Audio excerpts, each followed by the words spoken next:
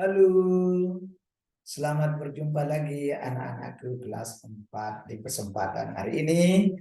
Saya Bapak Guru Bocil, guru yang inovatif, berkreasi, dan berdedikasi akan membuat materi ajar pada kesempatan ini.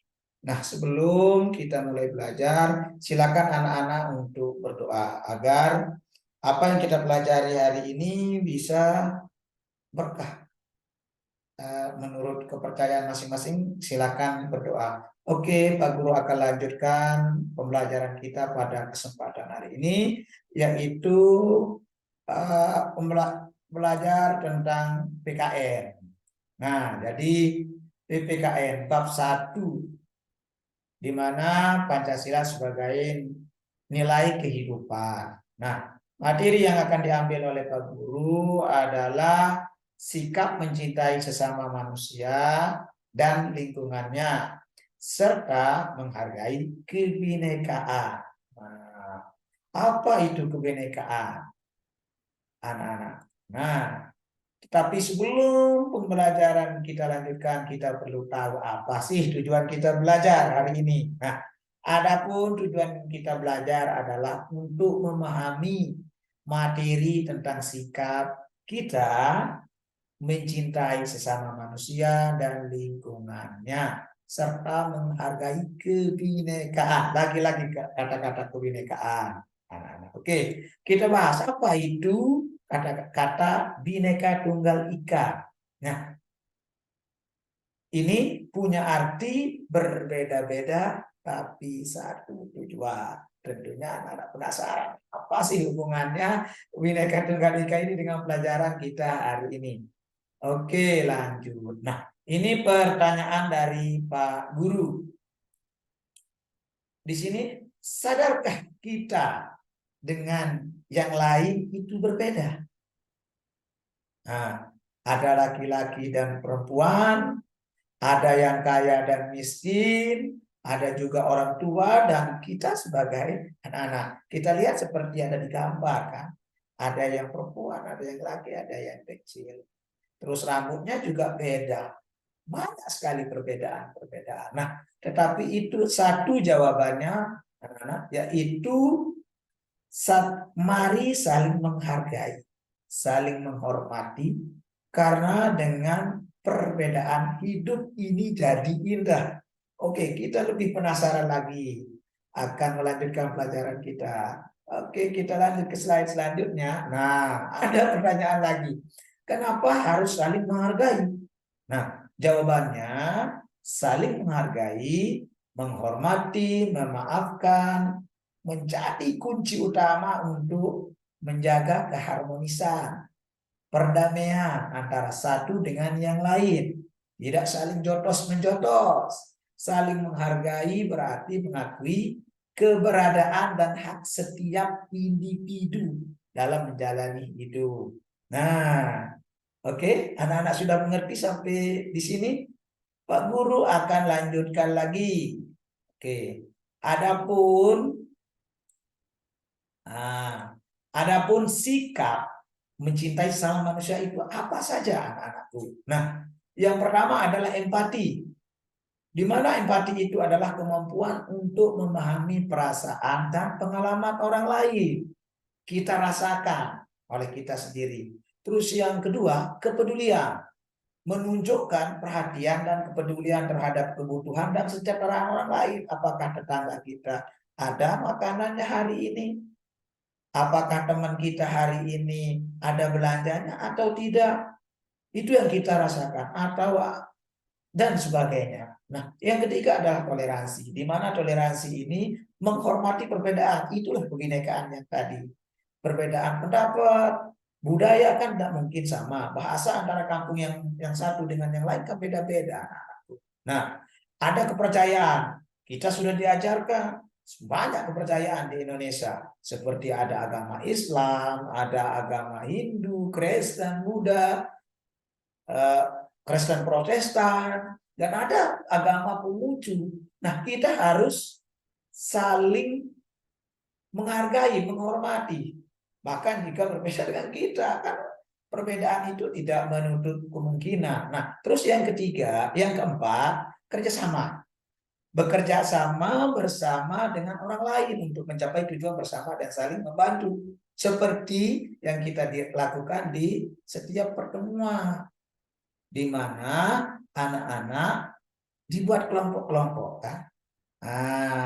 Itu. Terus yang selanjutnya yang kelima adalah kebaikan hati. Di mana kebaikan hati ini adalah melakukan tindakan baik kepada orang lain tanpa mengharapkan balasan. Tidak sedikit-sedikit mau dibayar.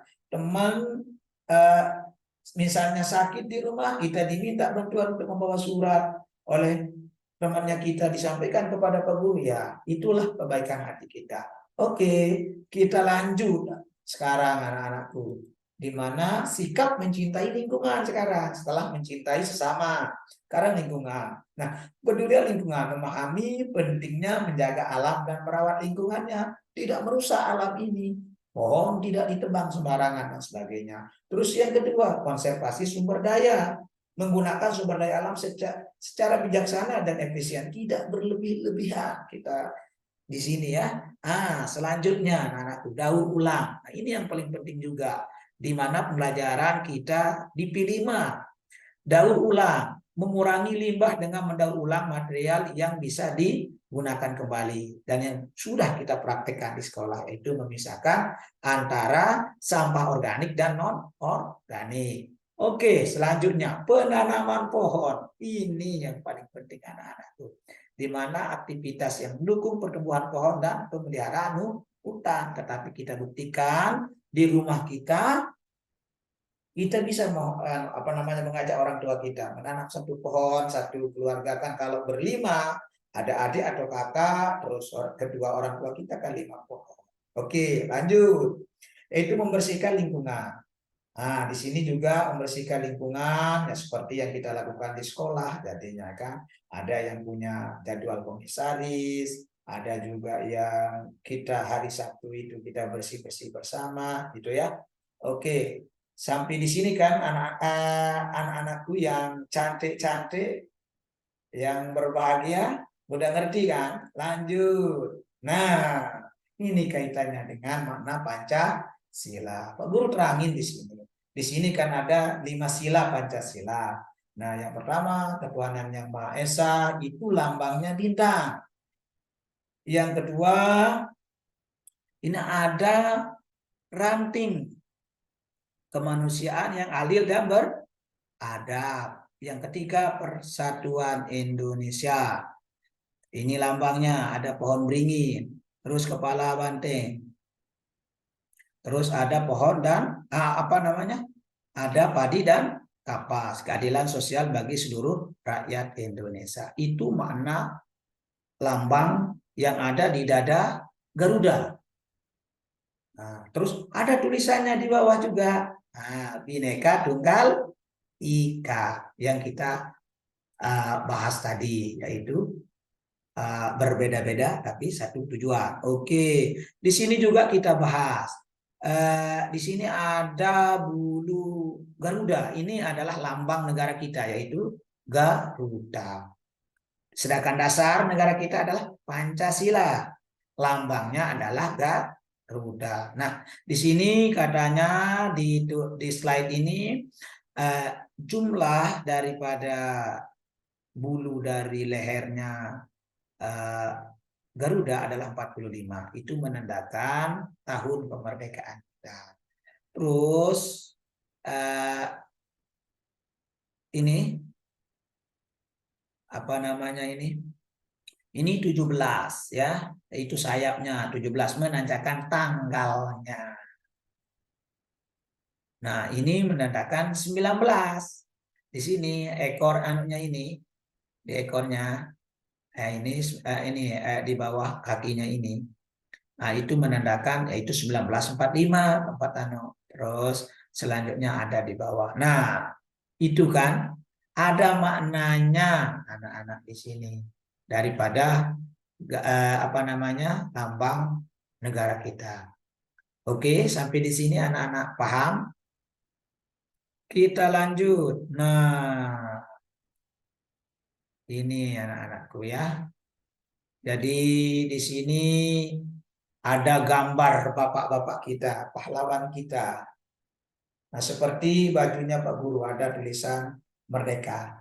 Nah, jadi di sini ada Jenderal Sudirman, di sini ada Muhammad Hatta, Supomo, Bapak Supomo, Bapak Muhammad Yamin. Ini adalah pahlawan. Di sana ada Bapak Soekarno sebagai pembaca proklamasi yang disebut dengan Bapak Proklamator. Terus selanjutnya ada Sultan Syahrir dan banyak sekali yang di sini mereka berjuang karena cinta tanah air dengan menjadikan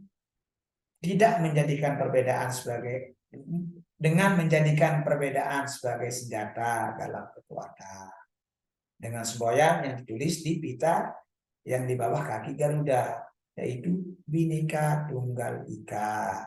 Berbeda-beda tapi satu tujuan. Nah, mereka di sini adalah tujuannya adalah merdeka. Nah, dari uraian Bapak Guru di sini, ya, mudah-mudahan bisa bermanfaat untuk anak-anakku. Rajinlah belajar, rajinlah membaca.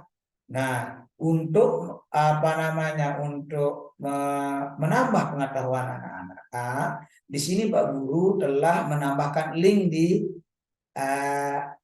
kotak deskripsinya. Itu link ada bacaan tambahan. Nah, jadi untuk literasi anak-anak untuk menambah pengetahuannya, dan Pak Guru tidak lupa juga menyematkan juga di sana untuk gimana pemahamannya. Ada latihan soal pilihan ganda 10 dan bisa langsung dilihat nilainya menggunakan Google Form. Nah, demikian anak-anak dari Pak Guru. Di sini Bapak Guru Bocil. Salam semangat, rajin belajar di rumah, berbakti kepada orang tua, menghormati Bapak Ibu guru. Oke, Pak Guru mengucapkan selamat mengerjakan latihan yang ada di kolom deskripsi. Terima kasih.